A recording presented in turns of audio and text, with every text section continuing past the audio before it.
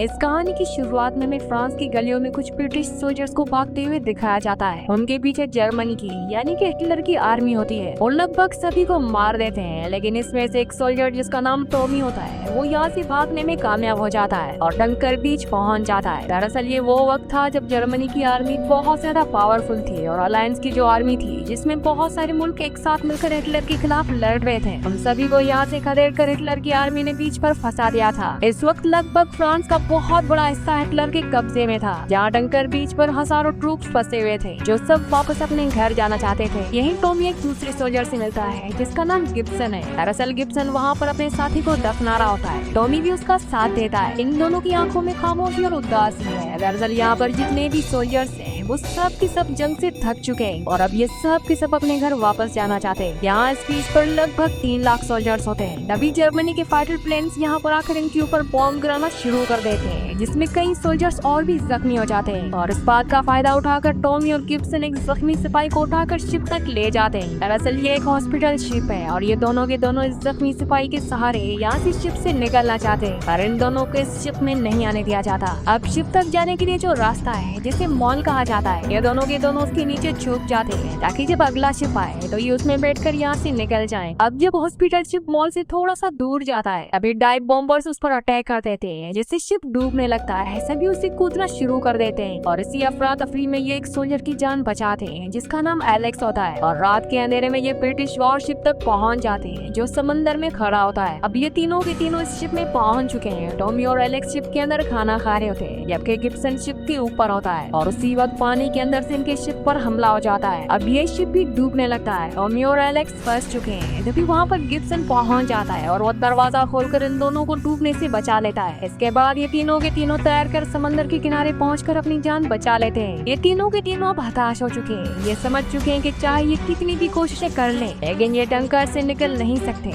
यहाँ से निकलना लगभग पूरी तरह से नामुमकिन है। वहीं दूसरी तरफ हमें इंग्लैंड को दिखाया जाता है जहाँ पर इंग्लैंड का प्राइम मिनिस्टर हर एक से रिक्वेस्ट करता है कि तुम्हारे पास जितनी भी प्राइवेट बोट्स हैं वो सब की सब सोल्जर्स के लिए दे दी जाएं, क्योंकि हमारे बहुत सारे सिपाही डंकर पर फंसे हुए हैं जिसका किनारा बहुत ज्यादा गहरा नहीं है। वहाँ पर बड़ी बड़ी शिप्स नहीं जा सकती, इसलिए हमें छोटी छोटी बोट्स की जरूरत है। लोग नेवी को अपनी बहुत सारी बोट्स दे देते हैं, लेकिन यहाँ पर एक आदमी होता है जिसका नाम डॉसन होता है। वो नेवी को अपनी बोट ना देकर अपने बेटे पीटर के साथ खुद ही डंकर की तरफ निकल पड़ता है ताकि वहाँ के फंसे हुए सोल्जर्स को वो वहाँ से निकाल कर ला सके। और जब वो बीच समंदर में पहुँचता है तो वो देखता है कि वहाँ पर एक शिप का मलबा है जिसके ऊपर एक सोल्जर फंसा हुआ है। ये उस सोल्जर को बचाकर अपनी बोट पर ले आते हैं। ये सोल्जर पूरी तरह से सदमे में होता है। दरअसल ये किसी तरह से डंकर से बचकर भाग रहा था और इनका शिप डूब गया और जब इस सोल्जर को पता चला कि ये डंकर जा रहे हैं तो वो पूरी तरह से डर जाता है। वो उनसे कहता है कि तुम वहाँ मत जाओ, अगर तुम वहाँ गए तो जिंदा वापस नहीं आ पाओगे, मैं सिर्फ अपने घर जाना चाहता हूँ। लेकिन डॉसन और उसका बेटा पीटर वो हार नहीं मानना चाहते,